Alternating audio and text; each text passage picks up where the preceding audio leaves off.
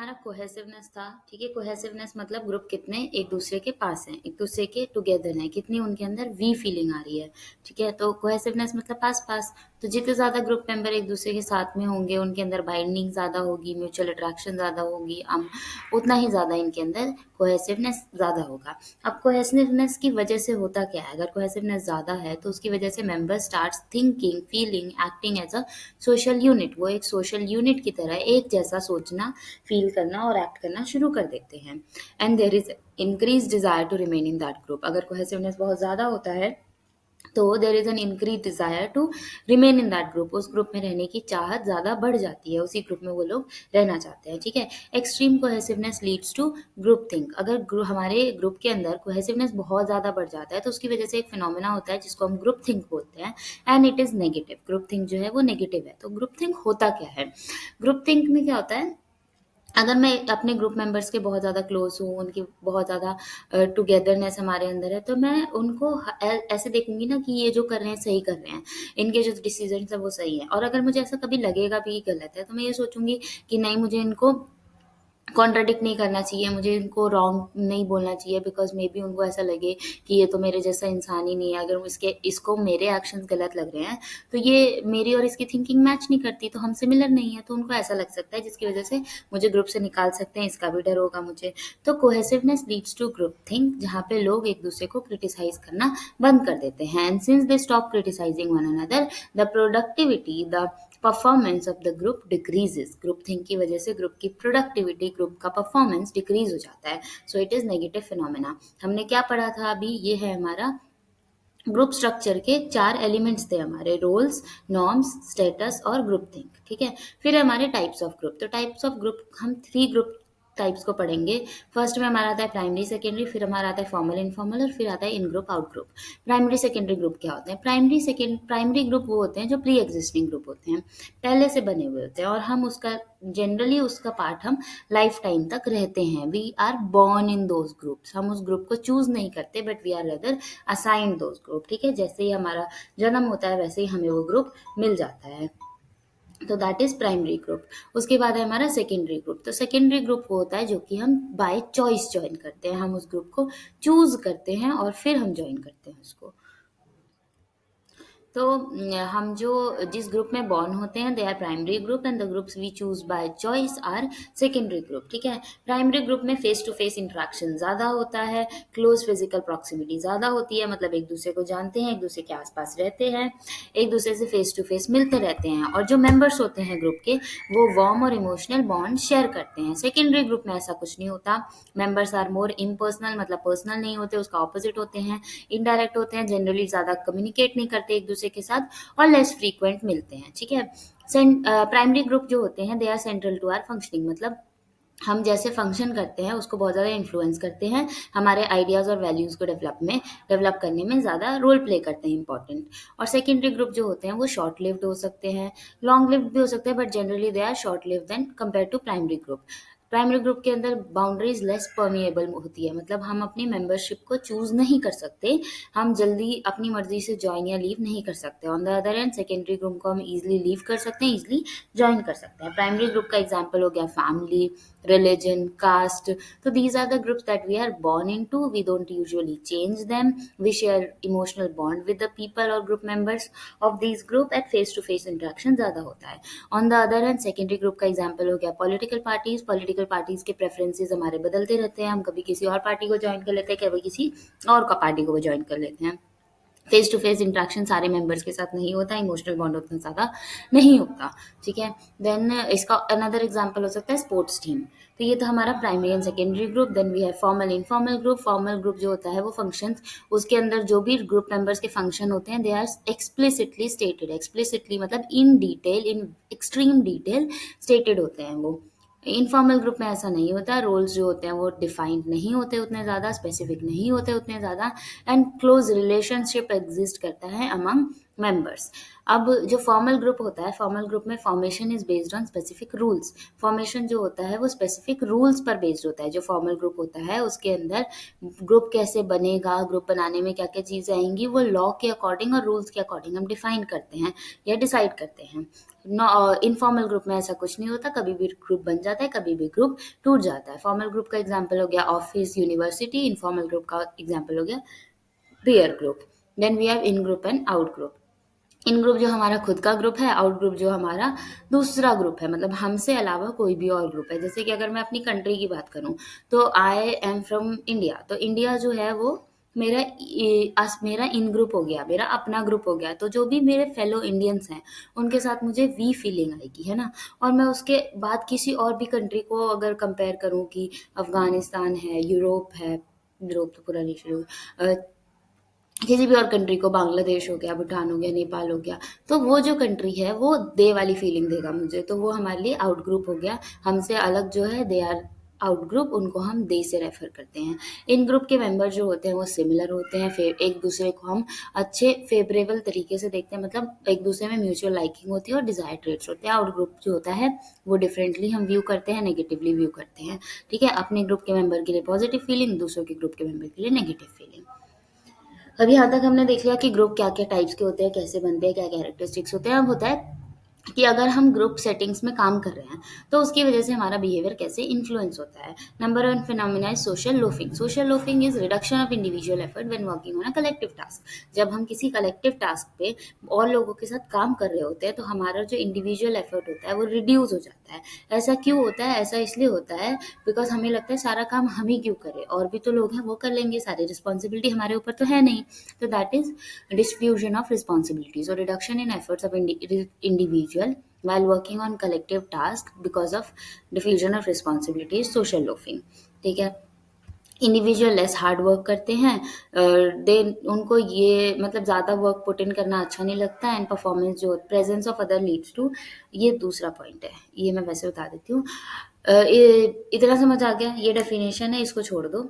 Definition है important है social loafing में कि social loafing is reduction of individual effort while working on a collective task due to diffusion of responsibility. और फिर हमारा कि क्या क्या कॉजेज हो सकते हैं, सोशल लोफिंग किन वजह से हो सकता है। तो सोशल लोफिंग होने के बहुत सारे रीजंस हो सकते हैं, जिसमें हमारा नंबर वन जो है वो है कि ग्रुप मेंबर्स को ऐसा लगता है कि they are less responsible for overall task. मतलब अगर हम उनको इंडिपेंडेंटली उनकी रिस्पॉन्सिबिलिटी के बारे में नहीं बताते तो दे यूजुअली अज्यूम कि सारी रिस्पॉन्सिबिलिटी मेरे ऊपर तो है नहीं, तो आई एम लेस रिस्पॉन्सिबल, इसीलिए उतना ज़्यादा एफर्ट्स भी नहीं डालते। दूसरा पॉइंट है कि मोटिवेशन जो होती है उनकी डिक्रीज हो जाती है बिकॉज दे रियलाइज कि इंडिविजुअल कंट्रीब्यूशन को हम इवैल्यूएट नहीं करेंगे। अब सपोज मेरी टीम में 5 लोग हैं, मुझे एक प्रेजेंटेशन सबमिट करनी है, मुझे लगा कि ये सारे के सारे लोग जो है वो उतने अच्छे तो है नहीं, तो मेरी प्रेजेंटेशन ओवरऑल उतनी अच्छी तो बनेगी नहीं, तो मैं अपने इंडिविजुअल एफर्ट्स क्यों ही डालूँ। तो motivation reduces because individual performance is not evaluated. Third point is performance of group is not to be compared with other groups. मतलब कि अगर किसी केस में ऐसा होता है कि हमारे ग्रुप की परफॉर्मेंस को दूसरे ग्रुप की परफॉर्मेंस के साथ हम कंपेयर नहीं कर रहे, तो उस केस में भी हमारी मोटिवेशन या सोशल लोफिंग रिड्यूस होने के चांसेस होते हैं और सोशल लोफिंग दिखने के चांसेस होते हैं। तो दैट्स थर्ड पॉइंट। फिर है हमारा इम्प्रॉपर कोऑर्डिनेशन। अगर ग्रुप के मेंबर्स के बीच में कोई प्रॉपर कोऑर्डिनेशन नहीं है, बातचीत नहीं है, बिलोंगिंगनेस नहीं है, कोहेसिवनेस नहीं है, तो उसकी वजह से वो एक साथ काम नहीं करेंगे। एक साथ काम नहीं करेंगे तो इंडिविजुअल ज़्यादा एफर्ट्स डालेंगे नहीं, तो प्रॉपर कोऑर्डिनेशन न होने की वजह से सोशल लोफिंग हो सकता है। और लोगों में बिलोंगिंगनेस नहीं है, they don't feel that they belong to that particular group, तो उसकी वजह से भी सोशल लोफिंग हो सकता है। तो these were the causes. Group, अब इसको हम रिड्यूस कैसे कर सकते हैं, तो they can be reduced by identifying the individual contribution. तो जो हमारे कॉज थे ना उन्हीं को हम ठीक करके इसको रिड्यूस कर सकते हैं। तो इंडिविजुअल कंट्रीब्यूशन को आइडेंटिफाई करो, उनके ऊपर प्रेशर डालो हार्डवर्क करने के लिए, उनको कमिटेड बनाओ, उनके बीच की स्ट्रेंथ मतलब कोहेसिवनेस, जो ग्रुप मेंबर्स हैं उनके आपस की कोहेसिवनेस को बढ़ाओ ताकि कोऑर्डिनेशन इंप्रूव हो जाए और मोटिवेशन बढ़ जाए। उनको बताओ कि भाई individual contribution is also important, individual evaluation भी होगा, ताकि उनको लगे कि मैं जो कर रहा हूँ एटलीस्ट उसका क्रेडिट तो मुझे मिलेगा, तो आई शुड वर्क हार्ड। और उसके बाद है कि जो टास्क वो कर रहे हैं, जो भी उनके पास टास्क है उसकी इम्पोर्टेंस बताओ उनको कि इसका ओवरऑल इम्पोर्टेंस क्यों क्या है, ये क्यों रेलेवेंट है। तो this was all about social loafing. फिर सेकेंड फिनोमेना हमारा है ग्रुप पोलराइजेशन। ग्रुप पोलराइजेशन क्या होता है इट इज़ अ फिनोमेना जहाँ पे लोग जो होते हैं ना, they are likely to take more extreme decision than individual would have taken alone. मतलब अगर मैं अकेले कोई डिसीजन ले रही हूँ तो मैं उतना एक्सट्रीम डिसीजन नहीं लूंगी जितना कि मैं ग्रुप सेटिंग्स में लूंगी। ठीक है, क्यों होता है ऐसा? क्योंकि ग्रुप में जब हम 4-5 लोगों के साथ होते हैं ना, जो हमारे इन ग्रुप के मेंबर्स हैं, तो वी फील कि वी आर ऑल सिमिलर, या वी ऑल थिंक अलाइक। तो उस केस में हम एक दूसरे को सपोर्ट करते हैं, और वो सपोर्ट की वजह से डिसीजन जो है, इनिशियल पोजीशन जो है वो स्ट्रेंथन हो जाती है। और स्ट्रेंथन होने की वजह से सबके सब एक, ये दो एक्सट्रीम है एंड है, तो ये बीच में कहीं नहीं बल्कि एक एक्सट्रीम एंड पे इकट्ठे हो जाएंगे। तो इसीलिए हम इसको बोलते हैं ग्रुप पोलराइजेशन। डिफाइन बहुत सिंपल है इसकी definition. Group polarisation is the likelihood that people take more extreme decisions in group settings compared to when they would have taken alone। ठीक है। अब ग्रुप पोलराइजेशन के क्या क्या कॉजेज हैं? जब लाइक माइंडेड लोगों की कंपनी होती है तो हमें नए नए आर्ग्यूमेंट्स मिलते हैं अपने व्यू पॉइंट को फेवर करने के लिए, कि मैंने बोला उसको पनिशमेंट देनी चाहिए, जॉब से निकाल देना चाहिए। तो एक सामने वाला बोलेगा हाँ वेरी गुड, उसने ब्राइब लिया, that is very negative thing, तो उसको जॉब से निकालना ही एक सेट एग्जाम्पल सेट करना होगा। तो मैंने जो पॉइंट रखा है उसको लोग फिर नए नए आर्ग्यूमेंट से सपोर्ट करेंगे, तो हमारा माइंडसेट और स्ट्रेंथन हो जाएगा। तो लाइक माइंडेड लोगों के साथ हमारा व्यू पॉइंट और स्ट्रेंथन हो जाएगा। बैंड वेगन इफेक्ट मतलब हम दूसरों के पॉइंट ऑफ व्यू को सिर्फ इसलिए सपोर्ट करते हैं क्योंकि वो दूसरे कर रहे हैं, मतलब ज्यादा लोग कर रहे हैं तो हम भी करेंगे, है ना। तो बैंड वेगन इफेक्ट में अगर कोई और कर रहा है, लोग कर रहे हैं, तो हम भी वही चीज करते हैं। इसकी डेफिनेशन ना बुक के अंदर लिखी नहीं है, तो तुम इसकी डेफिनेशन लिख लेना।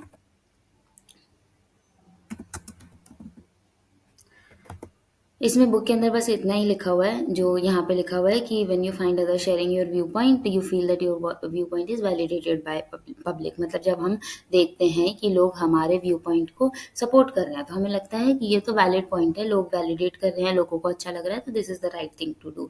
अब डेफिनेशन क्या है इसकी? Bandwagon effect refers to the tendency of a tendency of people to adopt certain behavior styles or attitudes simply because others are doing it। मतलब लोग सिर्फ इसीलिए उसको अडॉप्ट कर लेते हैं, या उसको नए नए लो दूसरी टेंडेंसीज या दूसरे एटीट्यूड को अडॉप्ट कर लेते हैं जस्ट बिकॉज उनको लगता है कि दूसरे लोग कर रहे हैं तो हमें भी करना चाहिए। अगर दूसरे लोग कर रहे हैं तो it is the only right thing to do. तो बैंड वेगन इफेक्ट हो गया हमारा। उसके अलावा और क्या रीजन हो सकता है? When people have similar views we perceive them as in group. तो अगर हमें आइडेंटिफाई करना है किसी इंसान के साथ तो हम उनके आइडियोलॉजीज को, उनके आइडियाज को एक्सेप्ट करेंगे, तो हमें लगेगा कि हम भी उस इन ग्रुप का पार्ट हैं। ठीक है। फिर है सोशल, ये तो हमारे सिलेबस से कट चुका है, this is the deleted part. एक चीज रह गई, सोशल फैसिलेशन। तो सोशल फैसिलेशन जो है ना, सोशल लोफिंग का ऑपोजिट है। सोशल लोफिंग में हमने क्या पढ़ा? सोशल लोफिंग में हमने पढ़ा कि when working on a collective task our individual efforts reduces because of diffusion of responsibility. But social facilitation में इसका उल्टा होता है। इसमें ये कहते हैं कि जब हम किसी कलेक्टिव टास्क पे काम कर रहे होते हैं, मतलब जब लोग होते हैं हमारे पास हमें ऑब्जर्व करने के लिए, तो उसकी वजह से हमारा सिस्टम अराउज होता है and it motivates us to enhance our performance. तो social facilitation suggest that presence of others leads to arousal and can motivate individual to enhance their performance if they are already good at solving something. ठीक है। तो social facilitation की definition हो गई। मैं यहाँ लिख दूँ, इसको लिख लेना। ठीक है। दिख तो नहीं रही होगी ये, वेट वेट वेट वेट। ये सोशल फैसिलेशन की हमारी डेफिनेशन है, राइट इट डाउन। अब हमारा चैप्टर जो है वो हो चुका है ख़त्म। इसमें हमने क्या क्या पढ़ा? इसमें हमने पढ़ा कि ग्रुप जो होता है वो होता क्या है, ग्रुप की डेफिनेशन पढ़ी।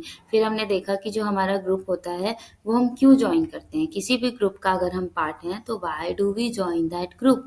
बहुत सारे रीजंस हो सकते हैं। Number 1 is to get that status in society, फिर सिक्योरिटी के लिए, साइकोलॉजिकल बिलोंगिंगनेस के लिए। साइकोलॉजिकल बिलोंगिंगनेस के बाद अलावा क्या था? Getting information, achieving our goals. Achieving our goals के बाद, हाँ इतने पॉइंट से रिवाइज कर लेते हैं एक बार सारी चीज़ें। ठीक है। पहला था हमारा कि ग्रुप होता क्या है, तो it is an organised system of two or more people who interact, are interdependent and have common goals and motives and also have role relationship among them and norms to guide their behavior. Features ये होते हैं कि collective collection of people होता है, दो से ज़्यादा लोग होते हैं, इंटरडिपेंडेंट मेंबर होते हैं, एक दूसरे पे डायरेक्टली या इनडायरेक्टली इंटरेक्ट करते हैं एक दूसरे के साथ और एक दूसरे के बिहेवियर को एसोसिएट करते हैं। फिर आता है ग्रुप, टीम्स, क्राउड और ऑडियंस में डिफरेंस क्या है। तो क्राउड जो होता है it is collection of people by chance, मतलब बाय चांस वो लोग इकट्ठे हुए हैं, कोई स्ट्रक्चर नहीं है, कोई बिलोंगिंगनेस नहीं है। टीम्स जो होते हैं उनके अंदर कॉम्प्लीमेंट्री स्किल्स होते हैं। ऑडियंस जो होते हैं वो स्पेसिफिक पर्पस के लिए इकट्ठे हुए हैं। तो क्राउड और ऑडियंस में यही डिफरेंस है कि क्राउड बाय चांस इकट्ठा हुआ है, ऑडियंस पर्पस के लिए इकट्ठे हुए हैं। और मॉब जो होता है उनका भी डेफिनेट पर्पस होता है और वो एक तरीके से एक डायरेक्शन में एक्ट करते हैं। ग्रुप में परफॉर्मेंस इंडिविजुअल कंट्रीब्यूशन पे डिपेंड करता है, टीम में बहुत team work and individual contribution पे डिपेंड करता है। ग्रुप में लीडर होता है जो रिस्पॉन्सिबल होता है, टीम में मेंबर्स होते हैं जो रिस्पॉन्सिबल होते हैं। एडवांटेजेस क्या होते हैं, हम सिक्योरिटी के लिए, स्टेटस के लिए, सेल्फ एस्टीम के लिए, गोल अचीवमेंट के लिए, नॉलेज एंड इन्फॉर्मेशन गेन करने के लिए and satisfaction of psychological and social needs के लिए हम ग्रुप को ज्वाइन करते हैं। ग्रुप जो फॉर्म होता है वो 3 रीजन की वजह से होता है, या तो हम उनके साथ प्रॉक्सिमिटी में है, मतलब क्लोज एसोसिएशन में आसपास है, सिमिलैरिटी है हमारे बीच, या फिर हमारे कॉमन गोल्स एंड मोटिव्स हैं। अब जब भी हमारा ग्रुप बनता है तो हम 5 स्टेजेस से होकर गुजरते हैं, forming, storming, norming, performing and joining. Forming is the first stage जहाँ पे हम इन्फॉर्मेशन गैदर करते हैं, ग्रुप बनाते हैं।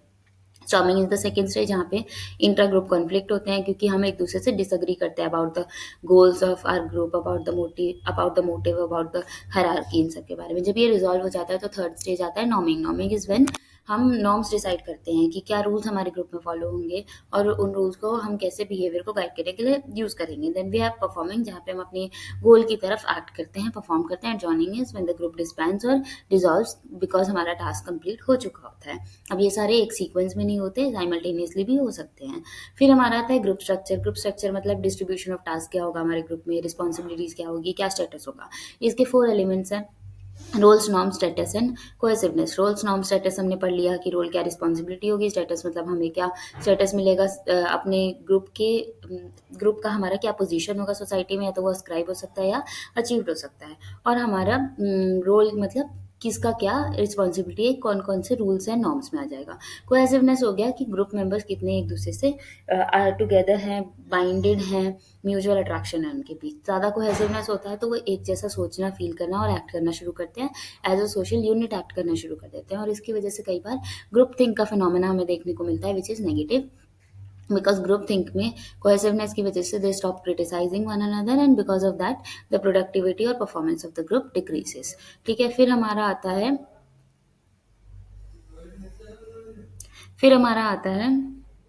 Types of group. Types of group में हमारा क्या है, प्री एग्जिस्टिंग इन्फॉर्मेशन जो होती है, मतलब प्राइमरी ग्रुप। पहला प्राइमरी ग्रुप है। प्राइमरी ग्रुप में हम जिस ग्रुप में बॉर्न होते हैं वो हमारा प्राइमरी ग्रुप होता है। सेकेंडरी ग्रुप जो हम चूज करते हैं। प्राइमरी ग्रुप में face to face interaction, emotional bond ज़्यादा होता है। सेकेंडरी में ऐसा नहीं होता। प्राइमरी ग्रुप का एग्जाम्पल हो गया family, religion and caste. And secondary का हो गया पॉलिटिकल पार्टी। फॉर्मल होते हैं जिसमें roles and norms explicitly stated होते हैं और उनको बनाते टाइम हमें स्पेशल रूल्स को फॉलो करना होता है। Example office. इनफॉर्मल जिसमें स्पेसिफिकली स्टेटेड नहीं होते, फॉर्मेशन जो है रूल्स पे बेस्ड नहीं होता। Example peer groups. In group में वी फीलिंग आती है, आउट ग्रुप में दे फीलिंग आती है। इन ग्रुप में हम एक दूसरे के सिमिलर होते हैं, आउट ग्रुप में ऐसा नहीं होता। Social loafing is reduction of individual effort when working in group settings. क्यों हो सकता है, लेस रिस्पॉन्सिबल फील कर रहे हैं मेंबर्स, एक दूसरे से क्लोज नहीं है, परफॉर्मेंस जो है दूसरे ग्रुप के साथ कंपेयर नहीं हो रही, मोटिवेशन लो है, बिलोंगिंगनेस लो है या कोऑर्डिनेशन लो है। रिड्यूस हम इन्हीं सारे फैक्टर्स को इंक्रीज करके कर सकते हैं। Group polarisation is taking extreme decision when working in group settings. Causes क्या हो सकते हैं, सेम व्यू पॉइंट होता है, एक दूसरे का वैलिडेशन चाहिए होता है, न्यूअर आर्ग्यूमेंट्स हमारे व्यू पॉइंट को सपोर्ट करते हैं। And then we have social facilitation की सोशल फैसिलेशन में मोटिवेशन और अराउजल मिलता है इन प्रेजेंस ऑफ अदर, तो हम अच्छा परफॉर्म करते हैं। That's it, chapter finish. इसको अच्छे से रिवाइज कर लेना।